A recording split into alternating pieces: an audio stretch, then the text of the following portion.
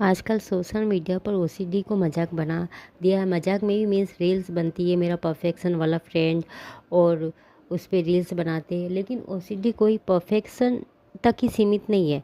Reels में OCD वाला friend ऐसे बताते हैं, लेकिन इसी परफेक्शन तक सीमित नहीं है। ये दिमाग की एक ऐसी जंग है जहाँ इंसान अपने ही ख्यालों से हर दिन हर पल लड़ता है।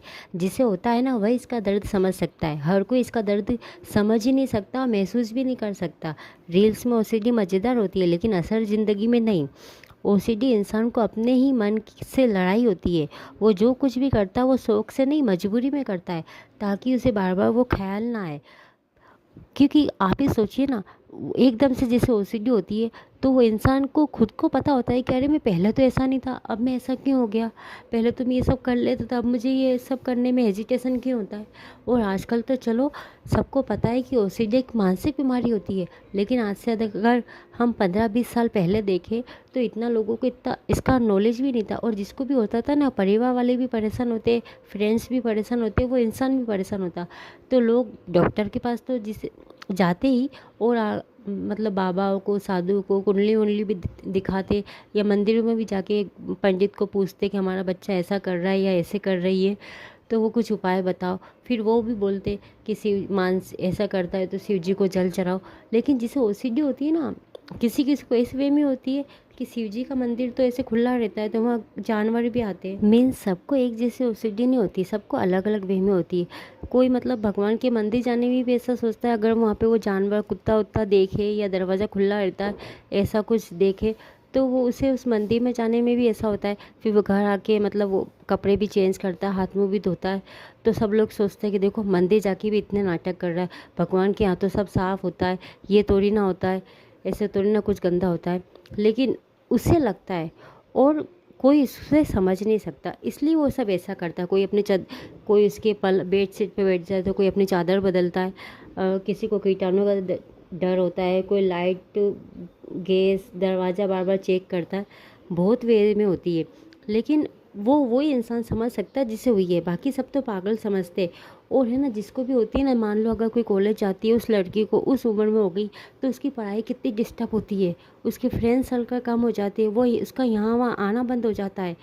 तो मतलब बहुत परेशानी होती है, मेंटली और फिजिकली बहुत नुकसान होता है, जिसे ही ओसीडी नाम की मानसिक बीमारी होती है।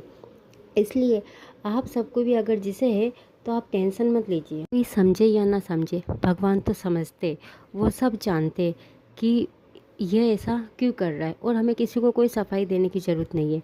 और अपना मतलब आप एक काम कीजिए, आप जैसे स्कूल में कोई पढ़ती है, कॉलेज में पढ़ते हो आप, तो आप एक कॉपी पेन लीजिए, उसमें आप लिखा कीजिए, जो जो मन में आए वो लिखे। और जो जैसे हाउसवाइफ है, जो स्कूल कॉलेज नहीं जाते, उनको इस ओसीडी नाम की बीमारी है, तो आप एक कॉपी पेन अपना एक अलग रखें। किसी और का लेने में भी उनको हेजिटेशन होता है कि भाई इस रजिस्टर पे इसने हाथ लगाया है या इसका पेन है, तो अपना एक नया पेन, नई कॉपी लीजिए और उसमें ही कुछ भी लिखिए। और है ना, कुछ नहीं तो राम राम लिखे। ये अपनी जो भी डर है, अपनी जो हर सोच है, अपनी जो उलझन है, वो सब कागज़ पे उतार दो। जो हाउस वाइफ है वो ऐसे ही कर सकती है, और जो कॉलेज जाती है, जो पढ़ती है बच्चियाँ, जो लड़के हैं, जिसे भी है, वो अपना कुछ भी लिख सकते हैं, बुक्स में से कुछ भी लिखे। क्योंकि ये क्या है कि हम किसी को इस चीज़ के बारे में समझा नहीं सकते। जिसे तकलीफ़ होती है वो इस दर्द को समझ सकता है।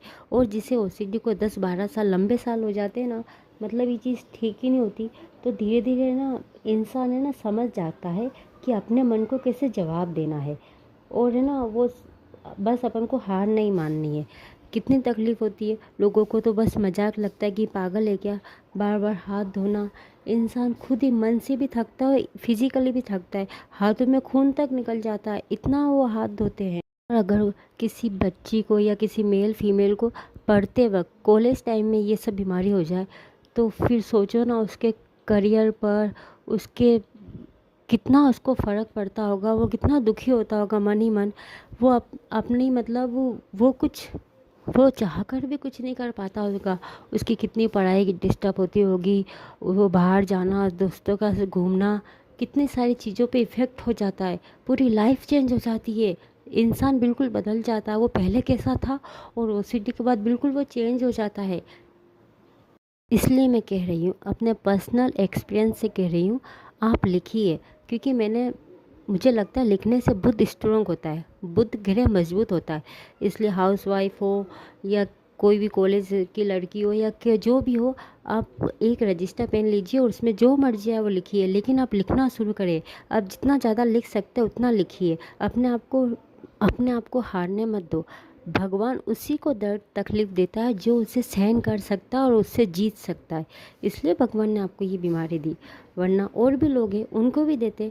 इसलिए आप हार मत मानो और किसी के मत सुनो। कोई आपको कह रहा है कि ये मंदिर नहीं जाती, मंदिर जाने के बाद भी नाटक करती है, पूजा में इतना नाटक करती, ये वो सब जान और आपको मंदिर जाने में भी परेशानी होती है, तो आप मन ही मन शिव जी को जल अर्पण कीजिए। मन में सोचिए कि हमने शिवलिंग पर जल चढ़ा दिया, हमने शिव जी के दिया कर दिया, पूजा कर ली। मानसिक पूजा भी बहुत अच्छी होती है और भगवान सब समझते।